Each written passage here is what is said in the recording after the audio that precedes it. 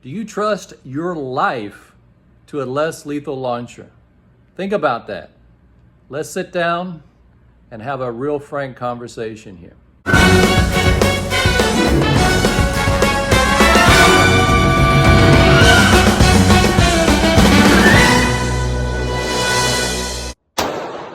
Hi everybody, welcome back for another video. I want to talk about something today that has been on my mind, and I notice a lot of people talking about how they will use their less lethal tools for their self-defense. And that's all well and good, and I think we all know how we use our less lethal launchers and how we use things like pepper sprays and things like that for situations where we need to deter someone and we need to distract them and we get away from someone who's getting too close into our personal space or wanting to attack us. And that person may represent someone who could be a serious threat to us, but it's someone who at that point in time, we don't know the degree to which the severity of their intentions. And so we choose to use something of lower force like a pepper spray, or we may use a less lethal launcher of 20 joules or 30 joules or something like that. Now, that's all fine, but I think where I feel very uncomfortable, and I see this a lot in discussions, and it's more from comments, it's not from any one person who might be making a video, it's from people who are commenting and saying, well, now is that enough joules? And if they think 40 joules, or they may think it's 50 joules. But I hear them use this term a lot where they say, now that is enough joules that to protect my life.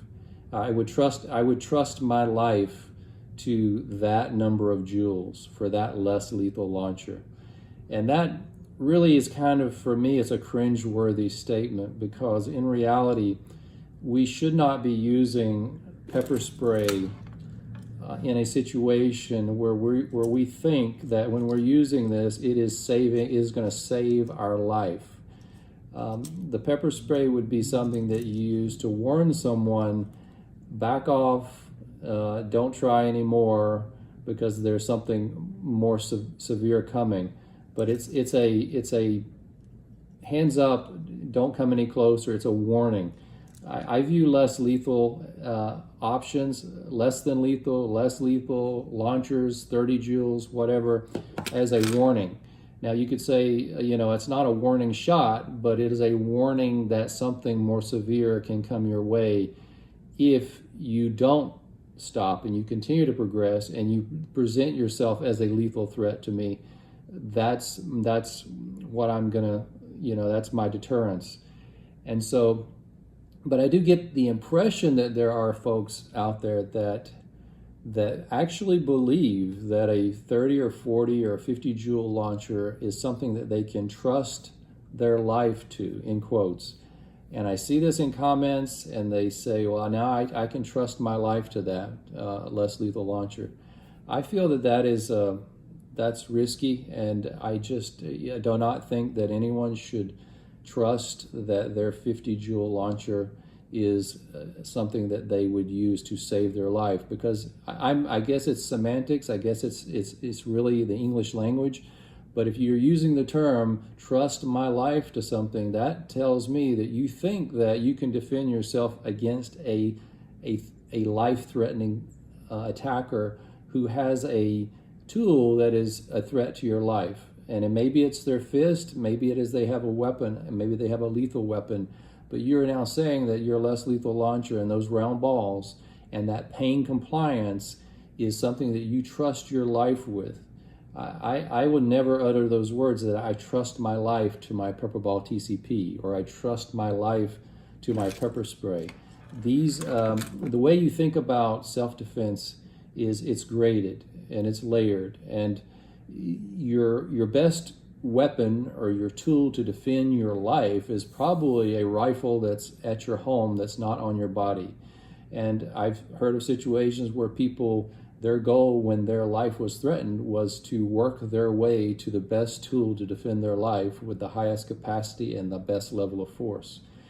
And they may have been in a road rage situation, and they're driving and someone's chasing them, and they had a handgun, but they knew that there was multiple people in a car chasing them, and those people were all armed. So it was one person with one handgun versus multiple attackers.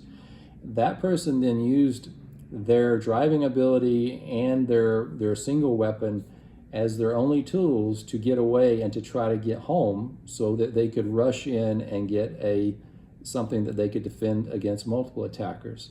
Well, that's an extreme scenario, but that's how you should think of it. You use the weakest tool as a stepping stone to get to your better tool in case things escalate or the person continues to pursue you, or it clearly becomes a lethal threat to you.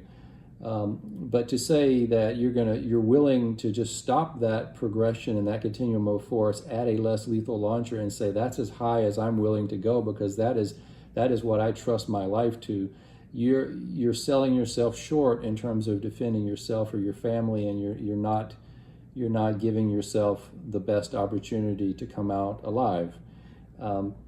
And so that's how I look at it. And I know that some people may come back and say, well, these less lethal launchers can be quite lethal. You just have to know how to shoot, and you have to be able to hit the targets. You have to be able to hit the head, or you have to be able to hit this body part.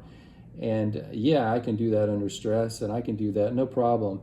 Comments are filled with people in many cases, and I'm not talking about the people that are necessarily comment on any of my videos, but I'm talking about things that I read from large channels where you got hundreds of comments, and of course you got the keyboard warriors who are talking about how brave they are and how they will trust their less lethal or their Berna or their pistol. They will trust their life to it because they're confident in its chemical or kinetic abilities.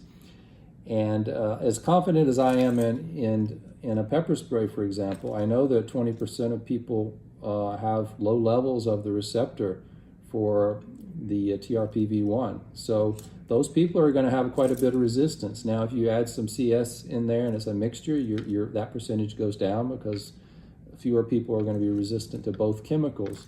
But I would never trust that this is always going to work for me. I think it's a good starting point. If you can debilitate someone and you can try to get away, that's great. That's what you want to try to do.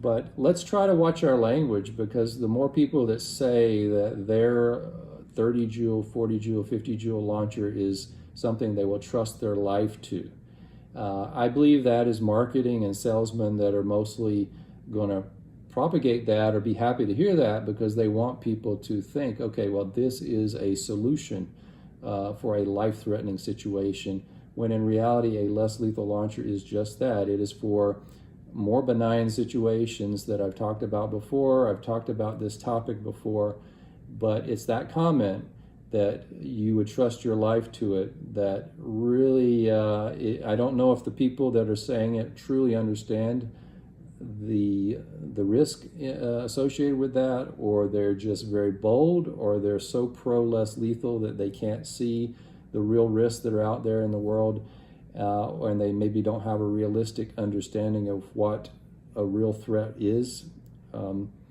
I don't think in this day and age, in 2025, with all the social media and all the videos and things that you can see of the real threats that are out there, I don't think any of us can sit tight and say and feel comfortable and say, yes, I can carry my less lethal launcher with me every day and I can be confident that my life is well protected. I can't say that. I can think about it and think that in most situations, most likely it will be the tool that would work just fine for me, but I can't say that I trust my life to it. By life, I mean, to me that means literal life, not necessarily being hurt or injured or attacked, but I'm perfectly fine and I recover. What I mean when people say trust my life, that means it's a life or death situation, and you think that little air-powered pistol, 50 caliber, 68 caliber, however many joules you think it puts out, you think that that will stop someone, and that's not a very realistic thinking. So let's be careful with our language. Let's watch what we say, especially those of us who have a platform to talk about less lethal and lethal options and everything that comes in between. I want people to understand that interface, but I also don't want people to say, okay, well, but I can't cross that line. I will never carry something that would stop someone if they were attacking me with a lethal weapon. Well, that's your personal choice, but are you confident that a less lethal launcher will protect your life in that situation? And so reassess that. Think about if that's true. If it's not true, and you have the ability to carry something more, think about that. That's really where I have evolved in my thinking, to thinking about the small, life-threatening, high-stakes event, and making sure that I've got that covered. And then with the less lethal, I think I can cover the other things. But that's where I start. You got to cover that first, or at least make sure you don't ignore it. Think about these things. It's everyone has their own personal opinions. We don't want to underestimate the threats that are out there in this world. And I could go on, but I won't. So I'm going to leave it at that. I welcome comments. Let me hear what you think about that statement. What's your personal opinion? I look forward to hearing from you. Everybody take care. See you next time.